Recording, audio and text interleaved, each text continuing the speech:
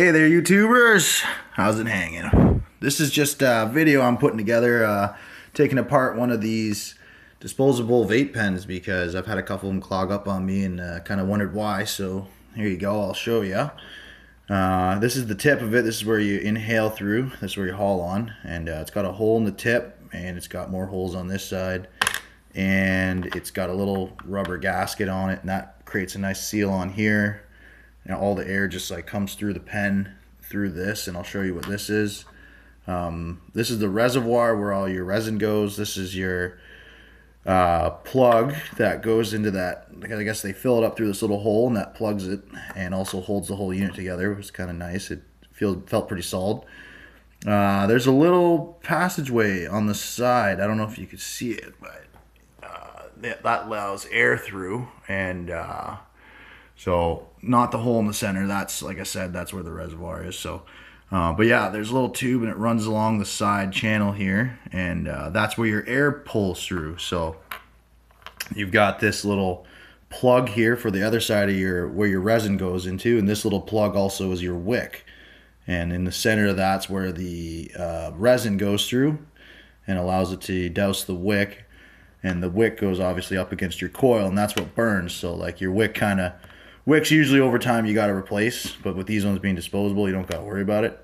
So that's pretty cool that way. You could see it's got a little flat edge, I think, and that goes and fits nicely to allow that air passage through there. So once all this burns and your resin gets vaporized by the coil, then that air passes back through the tube here and goes into your lungs. And I got a little battery here, and all that operates pretty cool.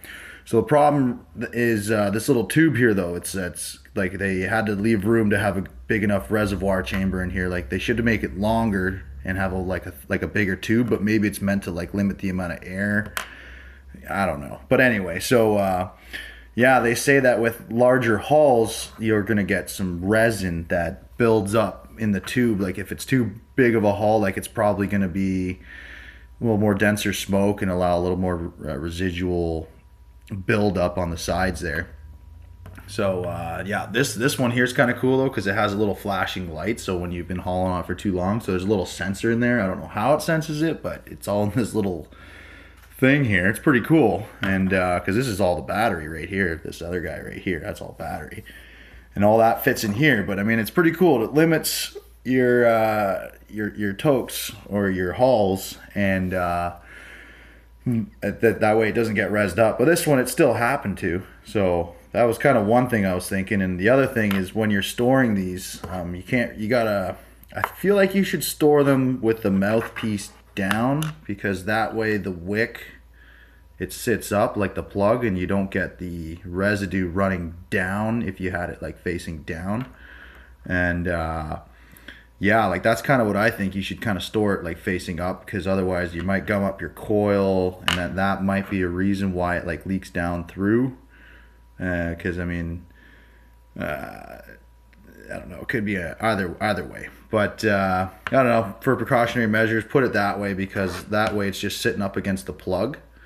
So nothing's gonna run out. It's just gonna stay there. Your wick's still gonna have some residue on it.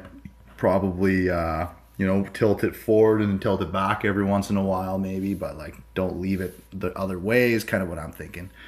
Other way, that might be why, but that's pretty much it. Other than that, just hope you like the video, and like it if you like what you see. All right, man, hopefully I help. Cheers, guys. Happy smoking.